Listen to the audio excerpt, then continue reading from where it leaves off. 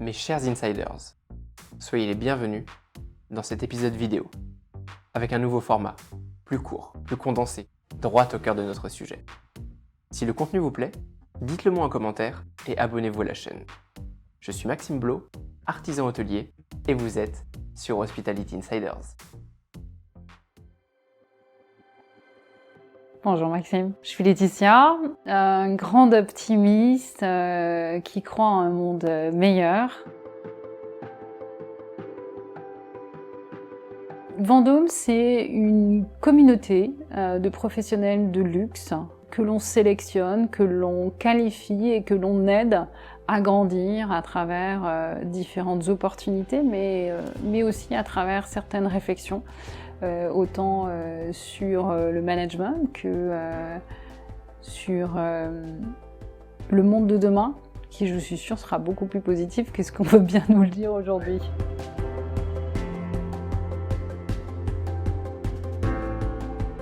C'est confiance, je dirais, et l'envie de redonner la chance que moi j'ai pu recevoir.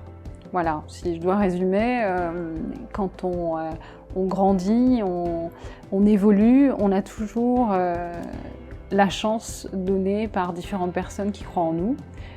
J'avais envie de te remercier pour le soutien que tu m'as donné dans notre développement, et je trouvais qu'il était important aussi de te donner cette chance et de t'accompagner dans ton évolution. On n'est rien sans les autres, ça j'en suis complètement convaincue. Et l'entraide est très importante, me semble-t-il, et le partage, et pousser les gens à aller plus loin, tout simplement. Je dirais confiance. Confiance en soi et ne jamais perdre de vue l'objectif.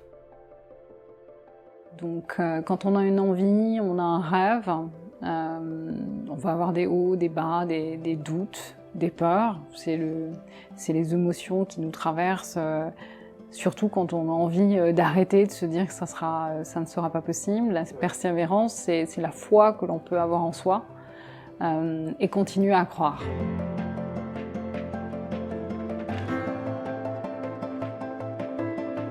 Je pense que c'était un sujet latent. En fait, on était déjà sur une pénurie de talents, mais le Covid a tout accéléré parce qu'on est rentré sur une nouvelle génération. Je ne dirais pas que c'est la jeune génération, c'est la génération après Covid qui cherche du sens à leur vie et dont les crises successives, parce qu'il n'y a pas eu que le Covid, d'autres sont arrivées après. Au-delà de la peur que ça peut générer ou l'incertitude, ça demande réflexion. Le métier de l'hôtellerie est un métier qui demande passion, engagement, flexibilité. Et souvent, en fait, ces professionnels qui arrivent par vocation ont beaucoup donné et ont peut-être peu reçu ou pas à la hauteur de ce qu'ils ont donné. Donc ce qui est en train de se passer, c'est un éveil de conscience où il y a une forme de ras-le-bol, de dire écoutez-nous. Voilà. Donc je crois qu'on demande beaucoup aux professionnels de l'hôtellerie et de la gastronomie aussi, d'être à l'écoute, dans le partage, et je crois que c'est à nous aujourd'hui de les écouter.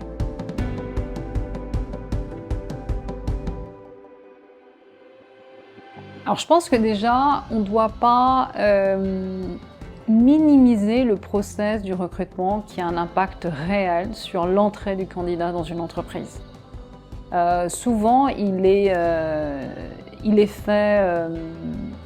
on ne prend pas en fait sa juste mesure à sa juste valeur.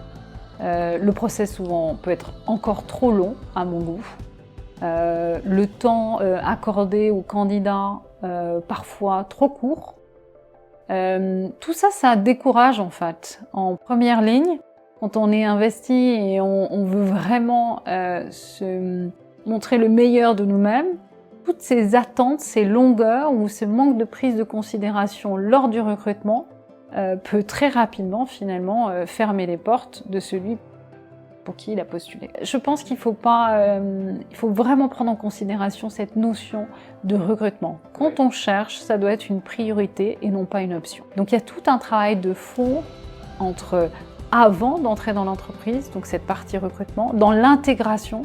Je pense qu'il est important d'accompagner, même si on est en état d'urgence, même si l'opérationnel parfois nous prend de court. Être sensible en fait à cette intégration, ça doit être aussi une des priorités.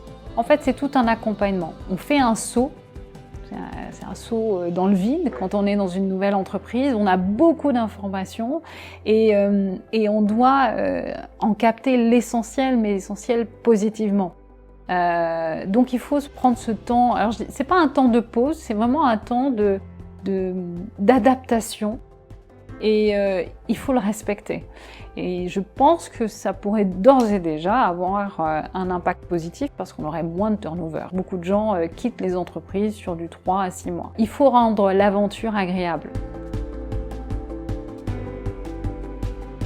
Excellence by Vendôme, c'est le salon international du recrutement pour le luxe.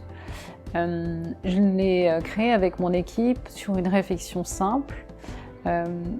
C'est que le luxe est vaste et finalement peu connu d'un point de vue recrutement. On connaît bien sûr les maisons à travers leur image, leur branding, mais l'idée c'était d'avoir une approche complètement différente et de les connaître de l'intérieur. Donc donner cet espace de curiosité aux candidats en ayant une approche plus personnalisée en rencontrant les recruteurs et que ces recruteurs ouvrent leurs portes de leur maison.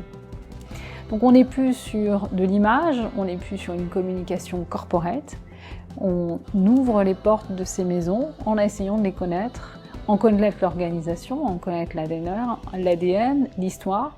Je trouvais que ça avait beaucoup plus de sens.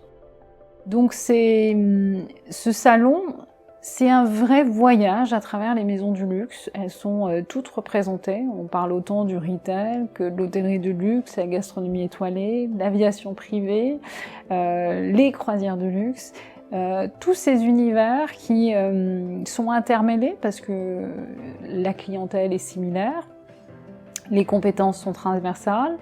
Et l'idée donc de ce voyage, c'est d'offrir des opportunités, autant de rencontres, de partages, mais aussi de défis, et de pouvoir se dire qu'on peut aller d'un univers à un autre dans le luxe. C'est toute cette réflexion qui était importante.